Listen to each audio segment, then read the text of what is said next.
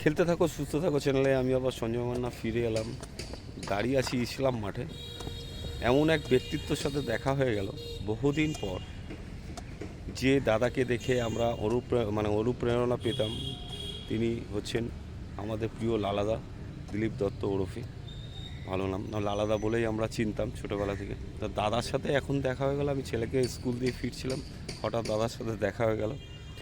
তো দাদা, কিছু কথা জিজ্ঞাসা করব যে আজকে যে এত বছর ধরে যে আপনি ক্রিকেট খেলেছেন, ইয়ং বেঙ্গলসের হয়ে খেলেছেন, আর প্রতি পাড়ায় পাড়ায় যে টেনিস ক্রিকেট টুর্নামেন্টে একটা সময় কলকাতা দাপিয়ে খেলে বেরিয়েছেন, আজকে আপনার একটু কিছু বক্তব্য নেবো যে আপনার সাথে দেখা হয়ে এই যে ব্যাপারটা, যে এত ভালো লাগছে যে আপনার সাথে দেখা হয় এত বছর, আর মনের ভাষা খুঁজে পাচ্ছি না।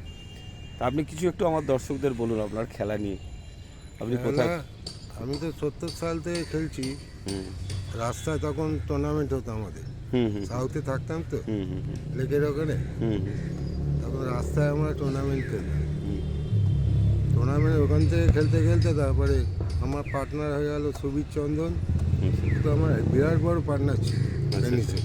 ওরম বোলার আর হবে না। লেগ ব্রেক অফ ব্রেক প্রশান্ত দাদা হচ্ছে চন্দন। আচ্ছা আচ্ছা সুবীর অফ কাট করতো। আচ্ছা। ওখান থেকে শ্যাম পার্কে বিরাট বড় টুর্নামেন্ট হতো এই শ্যাম স্কোয়ারে। আমরাও খেলেছি, আমরাও ওগুলো খেলেছি। আপনারা ছেড়ে দেওয়ার পর আমরাও খেলেছি। তো আজকে যে ইসলাম মাঠে দাঁড়িয়ে আছি, এই ইসলাম মাঠে একটা ফুটবল টুর্নামেন্টও হচ্ছে, মাঠে কাজও চলছে।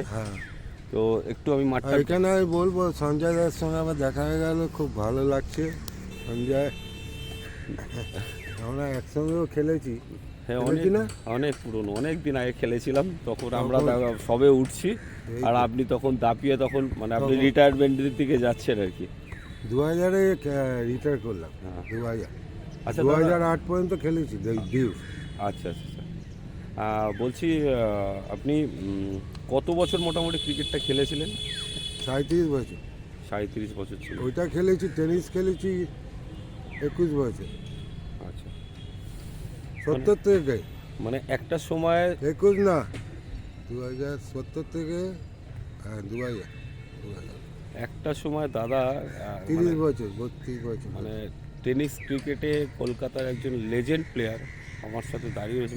ওনাকে চিনতেন না এমন কেউ ছিলেন না। ওনার খেলা দেখার জন্য মাঠে ভিড় লেগে থাকতো। সেই ব্যক্তিত্বের সাথে আমি দাঁড়িয়ে রয়েছি। বর্তমান দাদা এখন এজ কত আপনার? 67। 67। আমি টেনিসে আবার সই নিয়েছি আমার। কিছুদিন আগে অ্যাকচুয়ালি আমাদের একটা গ্রুপ আছে, বেহালা স্টার ক্রিকেটের গ্রুপ। তো সেখানে লালাদার কয়েকটা অ্যাওয়ার্ড ছিল। জায়গাটার নাম কি ছিল দাদা? কি পুকুর? হ্যাঁ, আপনাকে সংবর্ধনা দিল দত্তপুকুর। আমি সেটাও দেখেছিলাম। ধোপার মাঠ। তো আমি বাবুদার সাথে আমার ফোনে কথা হয়েছিল নাকি জানি না। বাবুদা আমাদের গ্রুপের একজন রয়েছে, পুরোনো প্লেয়ার। বাবুদাকে বলেছিলাম যে লালাদার একটা ইন্টারভিউ নেব। তো আজকে কোনো কারণবশত লালাদার সাথে এখানে দেখা হয়ে গেল, খুব ভালো লাগছে। তো যাই হোক, এই মানুষটির জন্য আমাদের চ্যানেলের তরফ থেকে এবং আমার তরফ থেকে রইল অসংখ্য অসংখ্য ভালোবাসা এবং অভিনন্দন। কারণ দাদা এখনও পর্যন্ত বলছে যে ক্রিকেট খেলতে ইচ্ছা করছে এখনও এই যে ভাবনাটা, 67-এও যদি মানুষ এই ভাবে। আমার যে চ্যানেলের মোটো, খেলাধুলা, মর্নিং ওয়াক, এক্সারসাইজ, যোগ করলে শরীর মন অনেক ভালো থাকে। তাই লালাদা এখনও যে বলছে যে আমি এখনও খেলতে চাই, এই কথাটা শুনেই খুব ভালো লাগছে।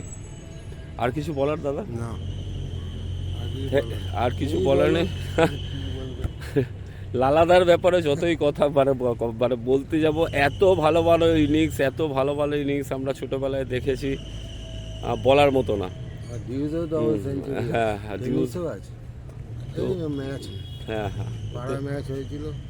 এই যে ইসলাম মাঠে দাঁড়িয়ে আছে, এই ইসলাম মাঠেও দাদার প্রচুর ভালো ভালো ইনিংস রয়েছে। এখানে একটা ফুটবল টুর্নামেন্ট আছে, কাজ চলছে মাঠে। নাইটের লাইট ফাইটের ব্যবস্থা করার জন্য রয়েছে। খেলাটা কবে লালাদা এখানে?